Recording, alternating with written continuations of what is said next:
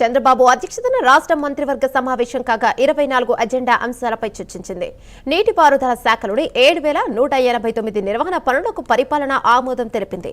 భూముల బదిలీకి సంబంధించి చట్ట సవరణ ముసాయిదా బిల్లుకు ఆమోదం తెలిపారు. గాజువాకాలో 1000 చదరపు గజాల వరకు క్రమబద్దీకరణ గడువు 6 నెలలు పొడిగిస్తూ అనుమతినిచ్చారు. ప్రభుత్వ భూముల్లోని ఇళ్ల క్రమబద్దీకరణ గడువును జూన్ వరకు పెంపునకు ఆమోదం తెలిపింది మంత్రివర్గం. గన్నవరంలో కస్టమ్స్ శాఖ భూమిపై గతంలో ఇచ్చిన జీవోలే మార్పు చేస్తూ నిర్ణయం తీసుకుంది. ఏలూరు జిల్లా అగిరిపల్లిలో 45.6 ఎకరాల బయోగ్యాస్ ప్లాంట్కి ఇచ్చేందుకు ఆమోదం తెలిపింది. నంద్యాల జిల్లా సంజామలలో సౌర విద్యుత్ ప్రాజెక్టుకు 1500 ఎకరాలు ఇచ్చేందుకు ఆమోదం తెలిపింది.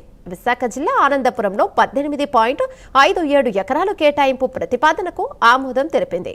ఏపీఏఐ లివింగ్ ల్యాబ్స్ ప్రారంభానికి కేబినెట్ ఆమోదం తెలపగా తిరుపతిలో డిజాస్టర్ రికవరీ సెంటర్ ఏర్పాటు, రాయపట్నం పోర్టు అభివృద్ధికి కంఫర్ట్ లేబర్ జారీ అంశాలకు ఆమోదం తెలిపింది.